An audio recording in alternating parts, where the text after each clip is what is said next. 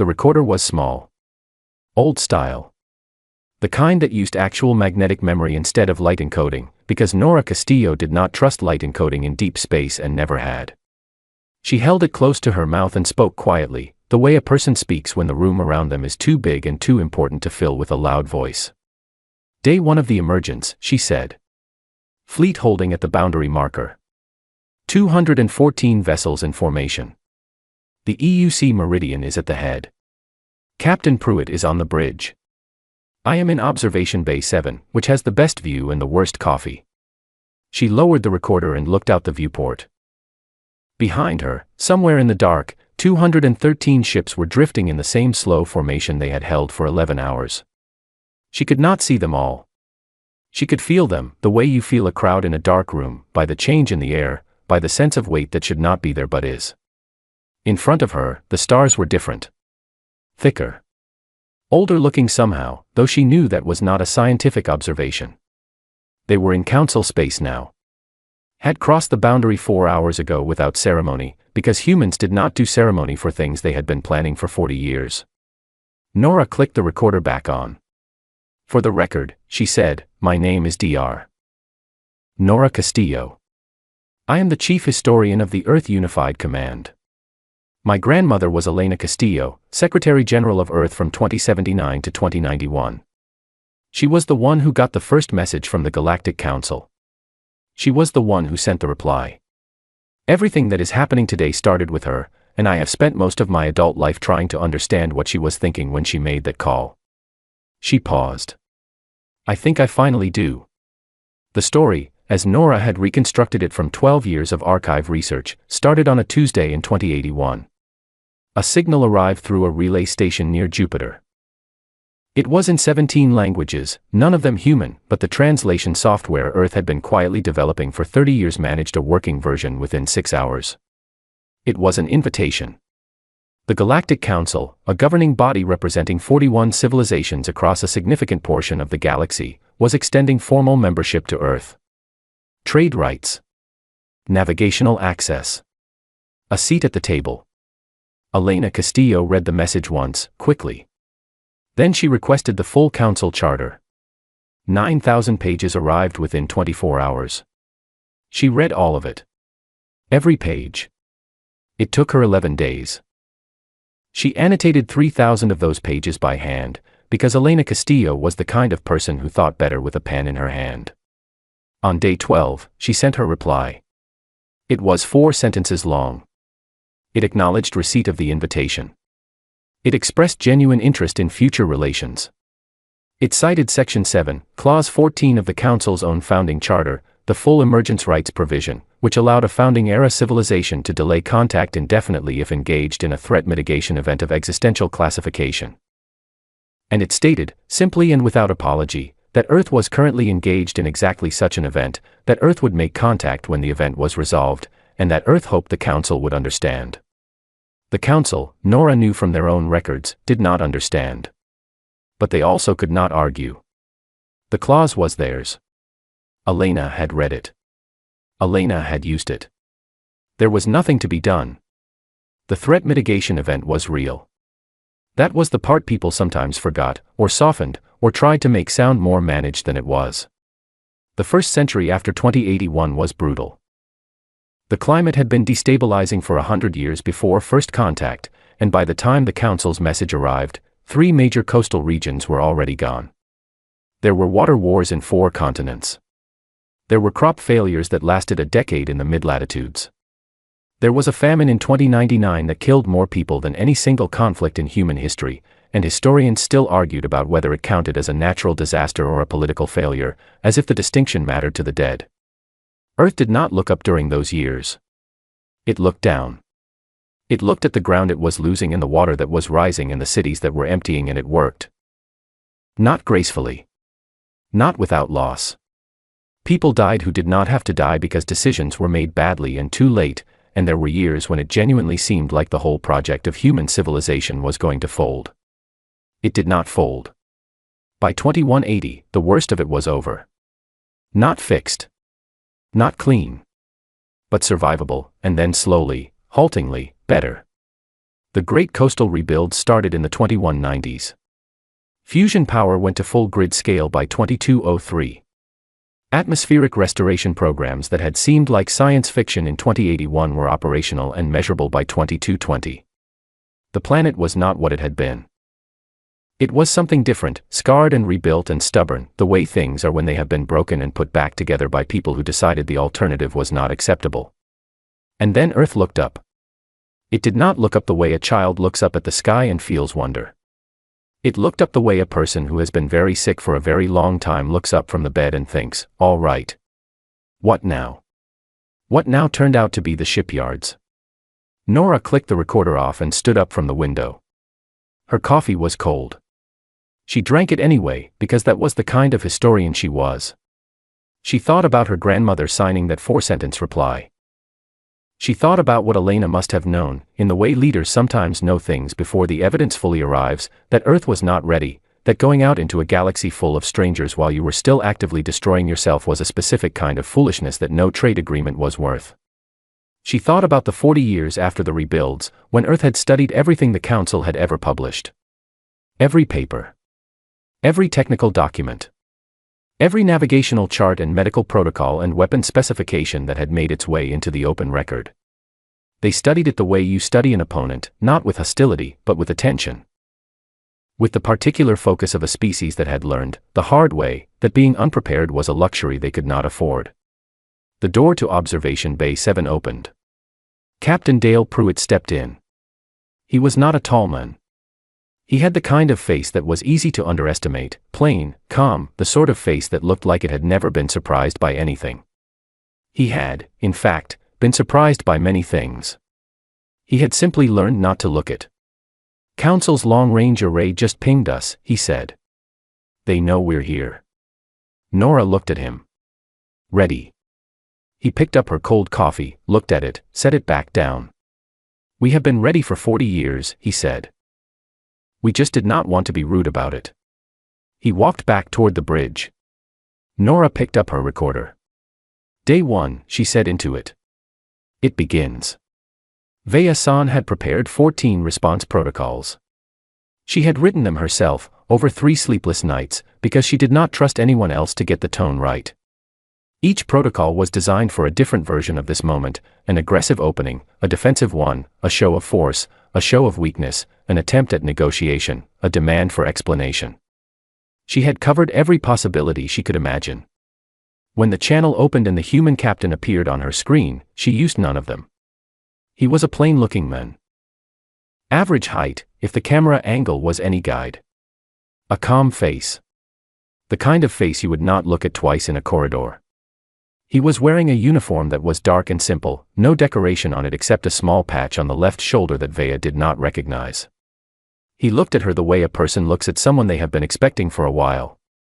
Admiral San, he said. Captain Dale Pruitt, EUC Meridian. Sorry for making you wait. We had some things to finish. Vaya said nothing for 4 seconds. She was aware of her aide standing behind her. She was aware of the 14 protocols sitting open on her secondary screen. She looked at this man, this entirely unremarkable man at the head of a fleet that had made her analyst go pale, and she tried to find the right thing to say. She said, Captain Pruitt. Welcome to Council Space. It was not from any of the protocols. It was just the truth. Pruitt nodded once, the way a man nods when he accepts a thing without needing to make a moment of it. Then he introduced the woman standing to his left. Her name was Grace Okafor. She was Earth's diplomatic attaché, he said. She would be handling the formal side of things. Grace Okafor was a small woman with very steady eyes and a plain uniform that matched Pruitt's. She was holding a notebook. A physical one, with paper pages. Vaya stared at it for a moment longer than was professional. Admiral San, Grace said. Her voice was even. Not cold, not warm. Simply present. Earth is formally invoking full emergence rights under Section 7, Clause 14 of the Galactic Council Founding Charter. We are simultaneously submitting our application for full Council membership, and we are requesting a formal review of all prior censure records, embargo actions, and diplomatic sanctions issued against Earth during the dormancy period. All of which, we believe, were issued in violation of the clause. Vea blinked. This was also not in any of the protocols. The clause, she said carefully, has never been invoked by any civilization in Council history. Yes, Grace said. We noticed that too. She opened the notebook and removed a single folded page. She held it up to the camera. This is a certified copy of Earth's original filing, dated 2081. It was submitted to the Council archive within 72 hours of Secretary General Castillo's reply. It acknowledged receipt of the membership invitation and formally stated Earth's intention to invoke the clause and respond at the appropriate time. She paused. The filing is in your archive. Reference number 7 CE 2081-04. It has been there for 300 years. The silence on the channel was the particular kind that happens when a room full of very intelligent people is all realizing the same thing at exactly the same time. Vea's aide pulled the archive. He found the filing. He confirmed the reference number. He then very quietly sat down, because his legs had made a unilateral decision. The Council, Vea said slowly, was not aware of this filing. We know, Grace said, without any edge in it. We assumed something had been misfiled.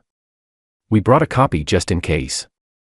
From behind Pruitt, someone on the human bridge made a sound that was very carefully not a laugh. Pruitt did not turn around. His expression did not change. But something at the corner of his mouth moved by about 2 millimeters. Vea straightened in her seat. This was the moment to say something useful. Something that moved the conversation toward ground she knew. The Council will need to review the filing, she said. And the membership application. The standard process. We understand, Pruitt said. We are patient people. We have demonstrated that.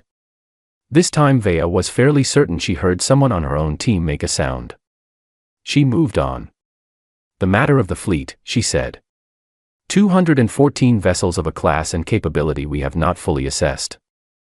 The Council will have questions about the purpose of this formation. Pruitt looked at her steadily. We brought it because it is useful, he said. The Council has been managing 4 active hostile civilizations in the outer sectors through diplomatic means for approximately 2 centuries. We read your published records on the subject. The diplomatic approach is working, but barely. We thought it might help to bring something more substantial to the table. He paused. We believe in contributing. Vea thought about the sensor readings. About the size of the ships. About the number her analyst had read aloud in the chamber and the sound the room had made after. You built this, she said, specifically because of the outer sector situation. Partly, Pruitt said. We also built it because going anywhere without the ability to handle what you find there is the kind of mistake that only gets made once. It was a simple sentence. It was not a threat. It was not a boast. It was the kind of thing a person says when they have thought about something very carefully for a very long time and arrived at a conclusion they are comfortable with. Vea muted the channel. She turned to her aide. He was still sitting down. He had the expression of a man recalculating a very large number. Find out who proposed the cell blockade, she said quietly. Delegate Tal. The junior one. Yes, Admiral. Tell him to withdraw the proposal. Immediately. Quietly, she said. And immediately. In that order. She turned back to the screen and unmuted. Pruitt was waiting. He had the look of a man who was good at waiting. Captain Pruitt, Vea said. I will arrange for a formal delegation to meet with your representative within 24 standard hours. The Council will begin its review of the filing and the membership application. We appreciate it, he said. One more question, Vea said. She had not planned to ask it. It came out anyway. The silence. 300 years. Was any of it aimed at us? As a statement. Pruitt thought about that for a moment. Not a long moment. Just enough to be honest. No, he said. We were busy. You were on the list. You were just not at the top of it. He said it without apology, and without cruelty. It was, Vea thought, the most human thing she had ever heard. The channel closed. She sat in her chair for a moment, in the quiet of her ship, looking at the empty space where his face had been. Then she pulled up the archive entry. Reference 7 CE 2081-04. 300 years old. Perfectly filed. Perfectly legal. Waiting there the whole time like a message left on a table for someone who had not come home yet. She read it once. Then she started making calls. Oris Tal had expected something that looked dangerous. He had prepared himself for it on the transit over, the walk from the council shuttle through the docking collar and into the human vessel. He had told himself he was ready. He was a diplomat. He had trained for hostile environments, tense rooms, species whose body language meant something different than it looked. He could handle a warship. He had been on warships before. He stepped through the airlock into the EUC Meridian. It did not look dangerous. It looked busy. The corridor was narrower than he had expected, and every surface of it was doing something. Panels with readouts. Conduits running in bundles along the ceiling. Storage units bolted into alcoves. The lighting was functional, no mood, no ceremony, just enough to see by. The floor had a texture on it that he did not understand until he realized it was there to prevent slipping if the ship moved hard. The whole place felt like the inside of a machine that had been designed to work rather than to impress. He had 6 people with him. They all stopped for a moment in the same way he did, taking in the corridor, recalibrating. Chief Engineer Carla Diaz was already walking toward them. She had short hair and dark eyes and the particular energy of a person who had been awake for a long time and had stopped noticing. She put out her hand. Oris shook it, because he had read the briefing on human physical greetings and had practiced. "Good to have you aboard," she said. "I will give you the tour. Try to keep up, the Meridian is bigger than she looks from outside and I have 3 systems checks to run this afternoon." Oris kept up. It was not easy. The ship was enormous inside. The corridors folded into each other in a way that felt deliberate but took some getting used to. Carla moved through them the way water moves through a channel, without thinking, without hesitation. She pointed things out as she went, not slowing down, not waiting for the delegation to fully process one thing before moving to the next. The propulsion bay was first. Oris stood at the observation rail above it and looked down at the drive system and tried to understand what he was seeing. He had studied council propulsion engineering for 8 years. He recognized the basic principles at work, and then he found the part he did not recognize, which was a modification woven through the whole system like a thread through cloth. "Your fold speed," he said. "The readings we got on the approach. They matched council standard capability." "About that," Carla said, leaning on the rail beside him. She did not look down at the drives. She had seen them enough. "We derived our base math from council technical papers published in 2084. There was a paper by a physicist from the Haven Institute, theoretical work on fold compression ratios. Nobody had built from it because it required a processing load that existing systems could not handle." "We are aware of the paper," Oris said. "Right, but we had better processing by 2260. So we built from it." She paused. "And then we fixed a calculation error in the original paper that was causing about a 12% efficiency loss." Oris looked at her. "The Haven Institute," he said carefully, "published a correction to that paper in 2301 identifying exactly that error." "Yes," Carla said.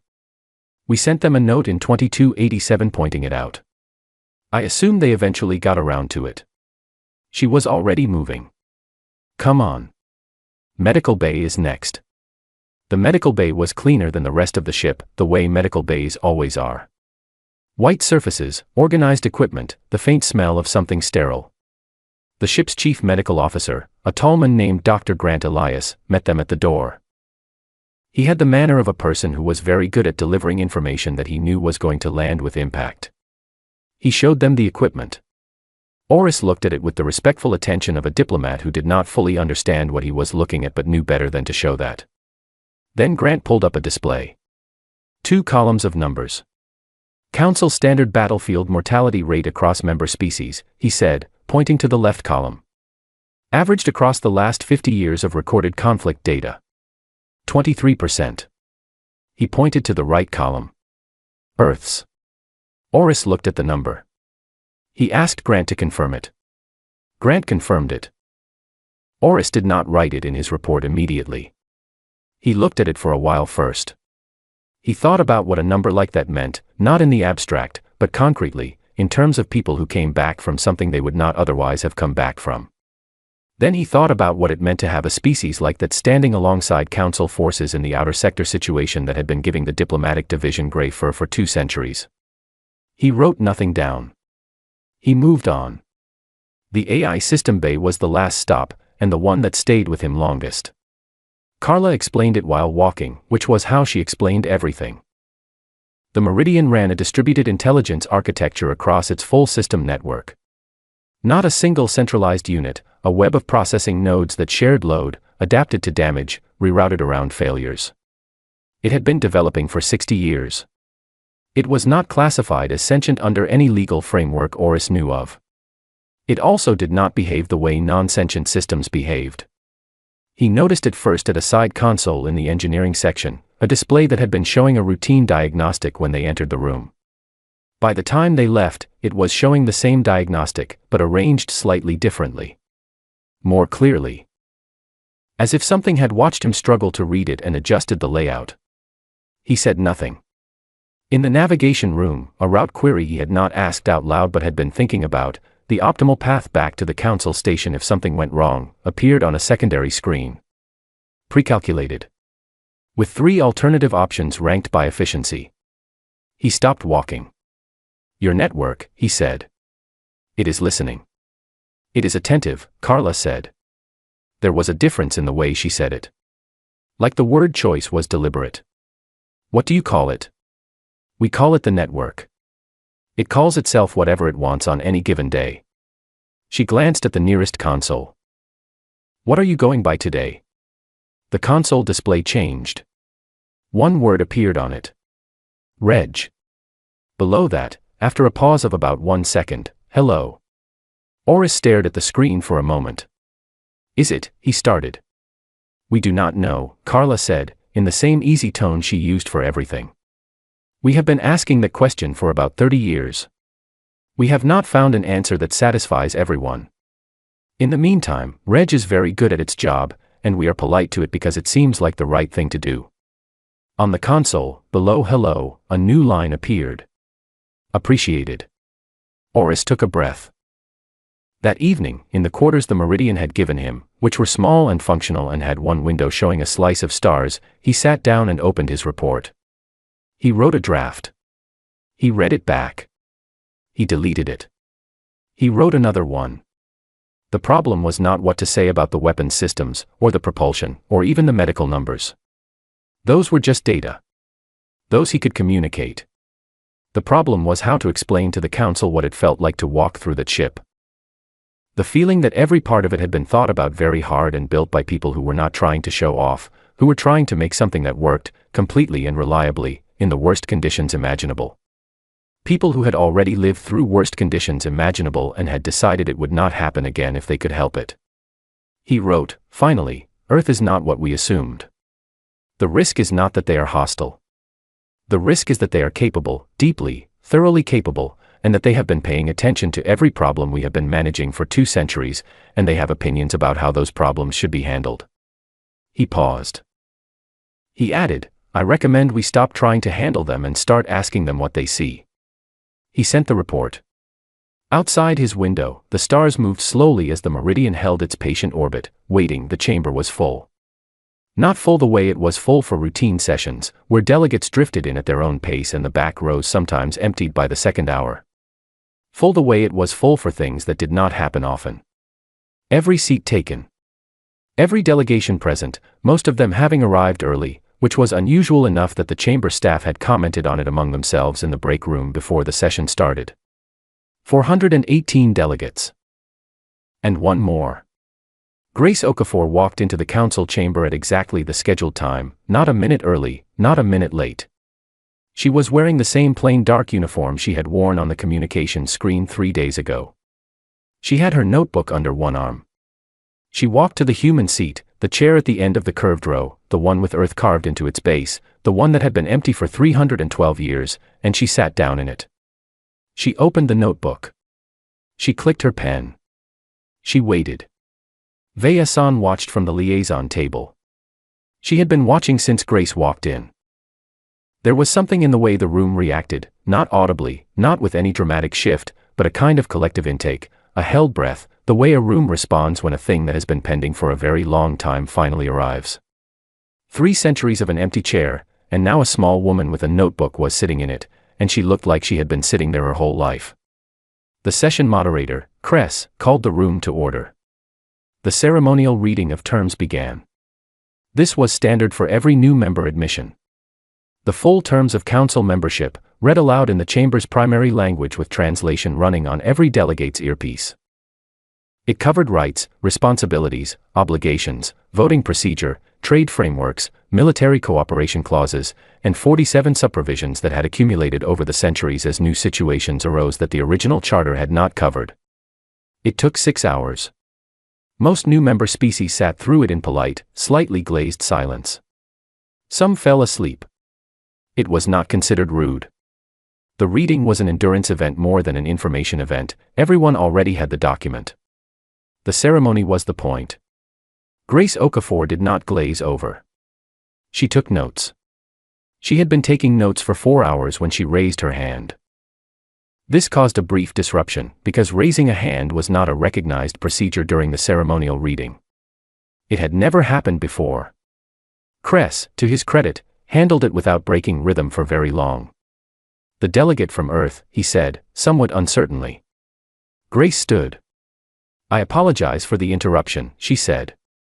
"I want to raise a point before we proceed to Section 71, because there is a conflict between Section 14, Subsection 3, and Section 71, Paragraph 2 that I think should be addressed on the record." The Council's legal review team, seated at their table to the left of the main podium, looked at each other. Both sections deal with the obligations of member states during interspecies arbitration proceedings, Grace said. Section 14 gives the arbitrating body authority to compel testimony from member governments.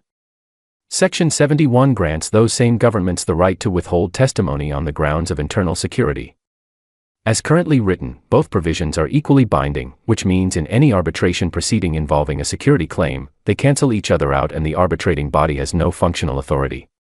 Silence. The legal team checked. The section heads compared notes. Then compared them again. Then the lead legal reviewer, a Havan named Sev, looked up from his screen with the expression of a man who has just found a crack in a wall he has been standing next to for 50 years. "The conflict," Sev said slowly, "has existed since the Third Amendment to the Charter. In 2289. "Yes," Grace said.